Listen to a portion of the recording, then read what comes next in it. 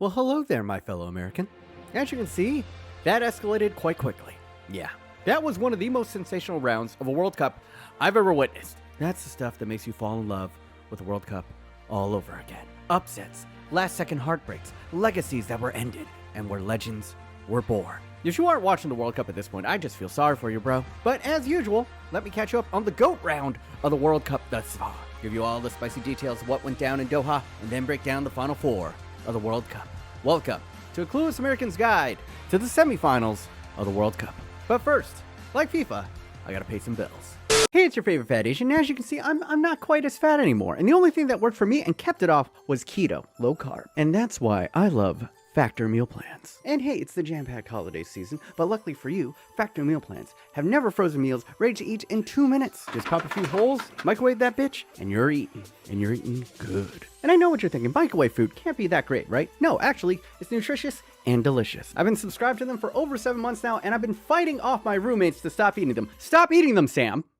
Stop. And it just saves me so much time and energy to do things that I need to, like edit a video about the World Cup per se. And if keto isn't your thing, they have so many different options. If you want to do vegan, if you want to do calorie smart, basically any way you want to live your life, Factor meal plans can fit in with you. So if you want to skip all the mess and prep of cooking, then go and head over to go.factor75.com/BMOnus60 and use the code BMOnus60 to get a whopping 60% off your first box. Once again, that is go.factor75.com/BMOnus60.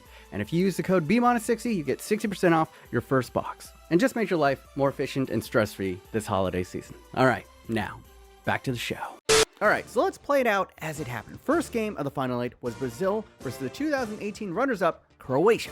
Now, Brazil came into this match in scintillating form, destroying the South Koreans in ways Kim Jong-un could only dream about. And Croatia, well, Croatia has pretty much continued the strat from last World Cup, in which they drag a game into injury time and then clutch on pens.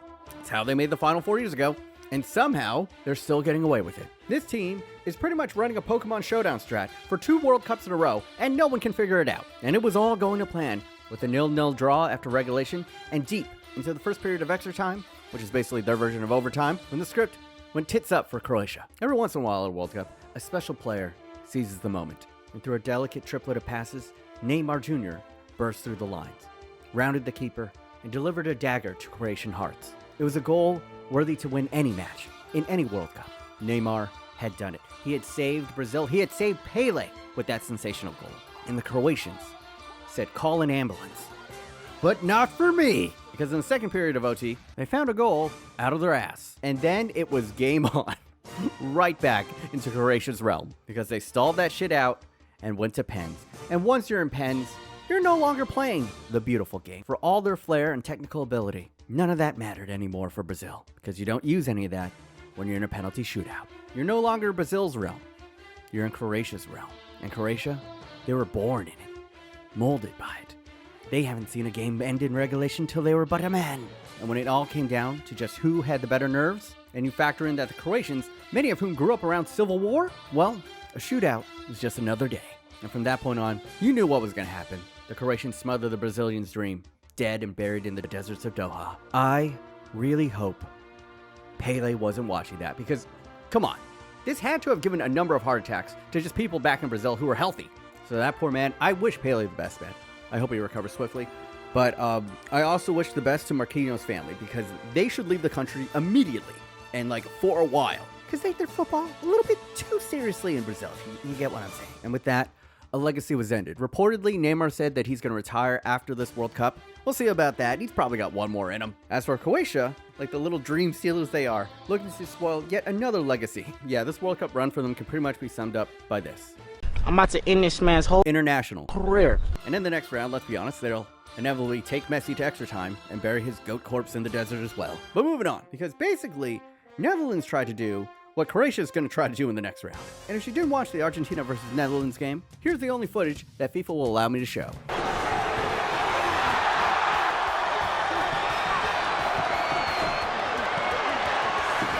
Yeah, it was just an all-out brawl. I think it set a record for most yellow cards in a game, and I have no idea why this was so spicy. Y'all never fought a war against each other, right? But it was so fucking chippy. The best bit coming when Mr. Paredes committed 2 possible yellow card offenses in a single play before blasting a ball directly into the Dutch bench. And it was a perfect encapsulation of this match. Just unneeded pettiness. And with that ball rocketing into the Dutch side, both benches cleared. Like it was baseball and the pitcher just threw 95 at the batter's head. And it was so weird, man. Messi could have been called for 2 yellow cards. A lot of Dutch fans were complaining about that. But you gotta remember, goats don't have arms. They only have legs. Them be the rules, all right? And early on, it looked like it was all Argentina. They got a commanding 2-goal lead, and they were just sailing, controlling the match.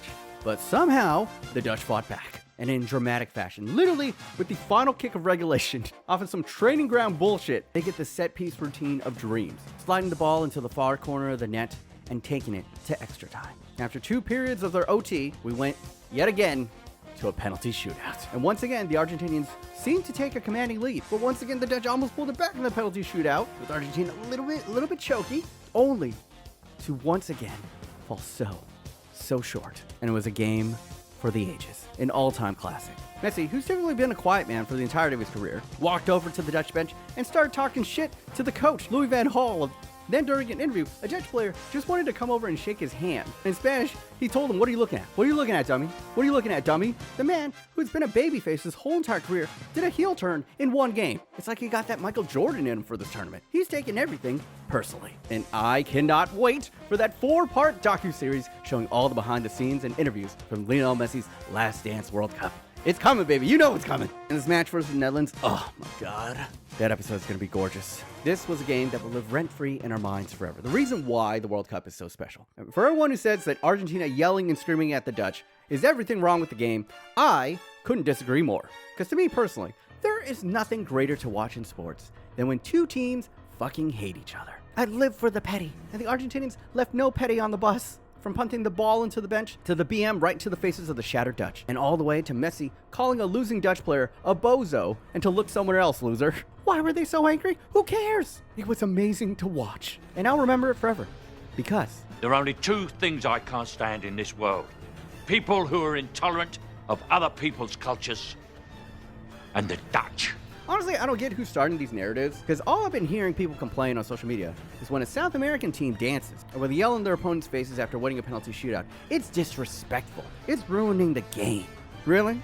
Really, dog? But, every time England does it, no one bats an eye. I don't hear any complaints. Look at this dance. You understand how disrespectful it is to have Peter Crouch do a fucking robot on you? And I remember from last World Cup, when a couple of Euro players yelling in the faces of the losing team. But when a South American team does it, it's ruining the game. Okay. All I'm saying is, keep the same energy. Because you know, the same people moaning about this will turn around and hit the gritty every time they score a goal in FIFA. This is sport. It's simulated war as entertainment. If you don't want them to dance, then win. And because of the spice, it'll be all that much sweeter when you do. So I say, embrace the petty. Dance on the graves of your enemies. And then, in the next match, we had Portugal versus Morocco. And this match can be summed up as basically, a team united is greater than a team divided. Pretty obvious. If you didn't watch my last video, pretty much the storyline coming into this match for Portugal is that their once beloved GOAT, Cristiano Ronaldo, had become somewhat of a pariah for this team, at least a distraction at minimum.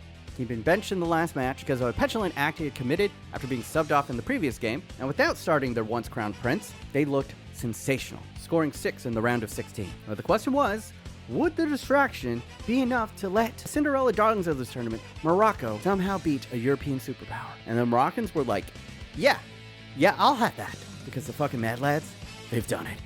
The first African nation to ever make it into the World Cup semifinals. A sensational moment for Africa and the Arab world. And they did it by zero fluke. They won their group. They beat Portugal. They beat Spain. None of this was given. It was earned. And when you see them play, on the counterattack, they look shot out of a rocket. Amrabat run the show in the midfield. Hakimi looks like the best fullback in the world right now, and Hakim Ziyech will make them a threat from any set piece. Oh, by the way, defensively, they conceded 1 goal the entire tournament. Defensively shutting down 2 powerhouse nations who have been scoring goals for fun before meeting the boys from Casablanca. That's right, their keeper has been fucking Gandalf in front of them. None shall pass. I said in all my previous videos that someone no one expected would come out of nowhere and make a run. And that country, at this World Cup, is Morocco, and they will represent Africa and the Arab nations in the Final Four for the first time in World Cup history. playing as well as anyone at this tournament, and in a style that can beat anyone at this tournament. Make no mistake, absolutely no one wants to see Morocco on the other side of that pitch. So don't be surprised that in a couple days, I'm back here talking about them making it to the final. And at this point, don't be surprised if they win the whole damn thing. Godspeed, Morocco. Godspeed. We're all rooting for you. Well, except, the teams that are still there. And then there was the big one of the round. England versus France. And England, oh England, I'm sorry, bro. I feel like I jinxed it by saying it's coming home in the last video. I had held off until then, and the moment I said it, yeah. And I don't know if you can blame Southgate in this one, man. He played Foden. It wasn't the conservative game plan that many have criticized him about. Said he had a plan to keep Mbappe in check, and yeah, they kept him off the score sheet, and they didn't go down without a fight. They produced some excellent chances. They just didn't convert. And France were kind of naive at defending at times, giving away multiple penalties, and they could have easily given away one or two more. But at the end of the day, as it is with England in so many tournaments, it came down to a penalty kick to decide their fate. And Harry Kane, who already stepped up and daggered a pen early in the game, did the exact same routine. He stepped up, checked his socks, took a deep breath, and he swept through the ball, only for it to sail miles over the crossbar. And from that point on, everyone in the world knew that it was over. France kept on providing excellent service to Giroud, and he finally committed one. Tchouaméni went full Pogba and scored a screamer from outside of the box, and just like that, the defending champs are moving on. As for England, another sensational tournament run cut short in an all too familiar fashion. A sickeningly bitter defeat against a historic rival in a World Cup that was very winnable for them. I have nothing snarky or snide to say to the English fans. All I can say is my condolences, because this is a generationally bitter pill to swallow. As for the French, the talent won out again, man. It was just too OP. But they weren't flawless. Tchouaméni giveth and Tchouaméni taketh away, because after scoring, he also gave away a penalty by cycling down Saka in the box. And the defending all around was reckless. Theo Hernandez barging into the back of Mason Mount, who's going nowhere. It's Mason Mount, he's gonna miss. And even with all that, their talent still pushed them through. And they are once again into the semifinals in a very winnable match up against Morocco. And this is quite an interesting matchup. Morocco will be quite suited to attacking the weaknesses in this French defense. They've beaten European giant after European giant after European giant. So this is just one more colonizer on the list for them. They will not be intimidated. But this is their biggest challenge yet. And specifically, there's going to be an odd chess match going on the right side of the pitch. We're going to see how often their best player, Hakimi, can bomb up from his fullback position. Because if he does, that means leaving a lot of space for Mbappe to run free behind him. And unlike Lukaku, who will miss chance after chance after chance, Olivier Giroud will actually push it on target. And I cannot wait to see this matchup. The kings of the World Cup versus the underdog usurpers, coming for the crown. And when you aim for the throne, you best not miss. So Godspeed to Morocco. But I will not pick them to win, because I get it. I'm a jinx. So that's where I'm going to leave it. So there you have it. The final four of what has been one of the best World Cups in recent memory. You have Argentina transforming to the villains of the tournament in order to solidify the legacy of their GOAT, Lionel Messi. Croatia returning once again to another semifinal. Can they keep running their stall strats all the way to back-to-back World Cup final appearances? We'll see. Can France's insane talent pool carry them to become first back-to-back World Cup champions since 1962? And Morocco, bearing the flag for the African and Arab world, desperately running from the clock striking midnight on their Cinderella run. This is what you wait 4 years for. There are 3 matches left in this World Cup that matter, so really savor these final matches. And with that, I'm going to end it here and be back in a couple days to break down the World Cup final. Thanks again, guys, for watching. If you did enjoy, leave a like, comment. All helps me in this godforsaken algorithm. If you want more content from me, if you're an American over here and you want to see my breakdown of the history of the U.S. men's national team, I did a deep dive into that. Go ahead and click over here. And as always, I'd like to thank all my patronos, keep me alive and well, and help me pay my editors to get these videos out quicker. Personal shout out to my newest patron, Can9 Fox. And yeah, that's gonna be it for me. Enjoy the rest of the World Cup, guys. And until next time, as always, America.